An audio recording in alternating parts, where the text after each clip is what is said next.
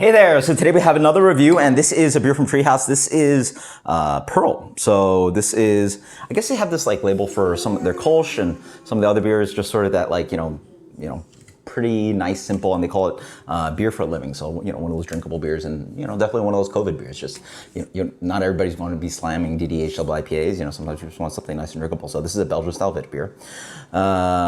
What do they do here? Unmalted wheat, Pilsner malt, bitter orange peel, freshly ground Indian coriander. So one of the things that people don't realize about Witbier and also specific ingredients is that there's many different kind of corianders out there. They have different kind of flavor profiles. You know, some can be very soapy, some can be used in different kind of cuisines. So sourcing ingredients is quite important. So I guess they've sourced specifically Indian coriander. There's sauce hops in here and a little bit of citrusy citra. So that's a fun take on it. Say doughy malts, zesty spice, Belgian yeast, so 5.1%. And I did do a video comparing a bunch of Belgian style Witbiers, and who'd have thunk?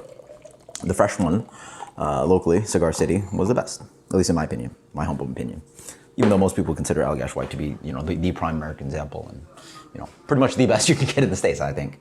So let's dig into this one. So this one is, I mean, it looks like one of their hazy beers, honestly, but that's sort of what the style is. Like, this is the original hazy beer along with German style Hefeweizen. So beer is quite light. This style is generally a little bit lighter than Hefeweizen because you use unmalted wheat versus malted wheat in Hefeweizen. This has a really nice haze to it. It's like a medium to medium plus haze. This really is like sort of the ideal look of a New England IPA, in my opinion. I really like that. It's just absolutely glowing, beautiful. It's not completely opaque. Doesn't look too sludgy. You can see a little bit of shadow when you put your finger to the light. So, oh yeah, that's that coriander. Coriander, orange peel. It smells tart. It smells very much like is it used in Asian cooking? Yeah, like dried tangerine peel, orange peel. It's just like dried citrus.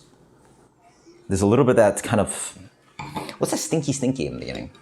It might be the esters and phenols being produced by the Belgian yeast. There's just that little bit, oh, that's what it is. It's not stinky. It's like, it smells like Hefeweizen. It's one of those flavor profiles being expressed by the yeast. And here it's, you know, that's why there's a little bit of overlap and kind of fusion between these two styles sometimes. And for me, it's like, yeah, there's a little bit of that kind of like ripe banana slash, like it's slightly plastic eraser and bubblegum kind of thing. Yeah, exactly. It smells pretty spot on. I mean, it smells great. Oh yeah. So I will say on the nose and on the palate, it does actually lean a little bit more Hefeweizen-y. Yeah, it definitely has like a good amount of this kind of just like ripe banana. They're very specific, like it's clovey, that's what it is.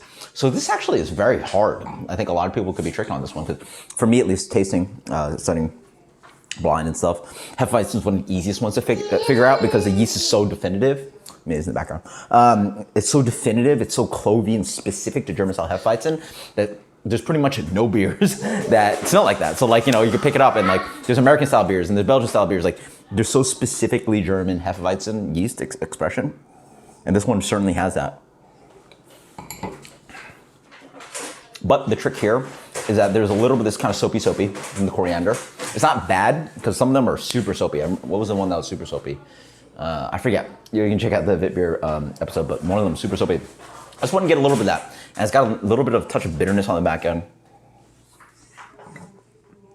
Clean, refreshing, quite nice, super drinkable. One of the tricks sometimes is that the beer style can be a little bit tart because of the use of that bitter orange peel and malted wheat. And also just like the acidity of the beer itself, but quite nice. Just easy crusher, sort of middle of the road. I'm liking it. But that soapy soap is sort of the trick to sort of get yourself towards Witbier. And a lot of times, again, the beer can be just like brighter and shinier than Hefeweizen, which is a little bit more fluffy and creamy. Anyway, I'm just talking through like styles and stuff. This is a very good example. Let's give it a rating. Not something I like chase after all the time. Then again, I recently really loved that Paulaner Hefeweizen that I reviewed. Let's go with a good beer, occasion beer, hot, outside, good pairing beer for food. Again, not something I like, you know, always drink all the time, but might even like the Flora Cracker more than this if I had them side by side, I'm not sure. 86. That's good. Let's go with that 87.